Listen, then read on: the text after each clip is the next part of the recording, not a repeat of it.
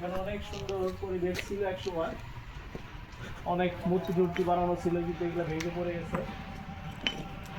তো আমরা আপনাদের আরো দেখাবো যে মন্দিরের পিছন সাইডে এখনকার বর্তমান পরিস্থিতি দেখি। ভাই আপনারা কি এই মন্দির দেখার জন্য আসছেন?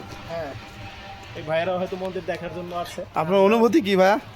খুবই সুন্দর, শুনেছি না এটা থেকে মাটির তল থেকে উঠেছে।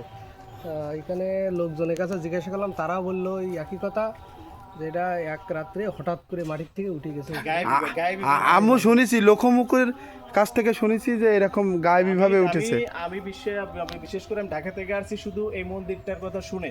হ্যাঁ, প্রায় 300 থেকে 350 কিলোমিটার দূরে আমাদের ঢাকা থেকে এই মন্দির অবস্থিত। দর্শক আপনারা জানেন এটা সাতক্ষীরা অঞ্চলের একদমই শেষ সীমানা। সোনাবাড়িয়া গ্রাম। এটা সোনাবাড়িয়া নাকি গ্রাম, মঠবাড়িয়া মন্দির বলা হয় এটাকে। তো হিন্দু সম্প্রদায়ের লোকেরা আগে আসলে এই মন্দিরে অনেক পূজা পালি করতো। এখন হয়তো এরকম হিন্দু দেশে আছে কিনা জানি না, এখনো করে, হয়তো এখনো করে। তো সামনে আমরা দেখার চেষ্টা করছি, সামনে এরকম কিছু দর্শনার্থী স্থান আছে যেগুলো আমরা সেখান থেকে দেখাবো। এই ঠিক এই সমস্ত জায়গা দিয়ে যে গুপ্তধনগুলো ছিল এগুলো হাতিয়ে নেওয়া হয়েছে। হ্যাঁ, এটা অনেক ভিতরে চলে গেছে। এখানে তারা সম্ভবত কোনো লোহার কোনো কিছু দিছিল আর কি, দিয়ে এটা সারাশি দিয়ে টাইনে আনার চেষ্টা করছে। এখানে দেখেন, আপনার দেখানোর জন্য চেষ্টা করছি। এখানেও ভাঙার চেষ্টা করা হয়েছে।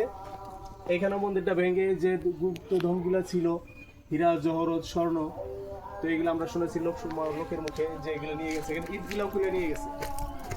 আসলে ভিউয়ার্স কি বলবো, এরকম দর্শনার্থী স্থানগুলো সরকারের উচিত দেখে বা পাহারা দিয়ে রাখার মতো কোনো ব্যবস্থা করা বা এগুলা মেরামত করা। এইখান দিয়েই এইখান দিয়েই এই যে চোর যারা সাধারণত যারা এগুলা গুপ্তধনগুলো নিয়ে গেছে তারা এখান দিয়ে উঠছে, ঠিক এইখানে পাড়া দিয়ে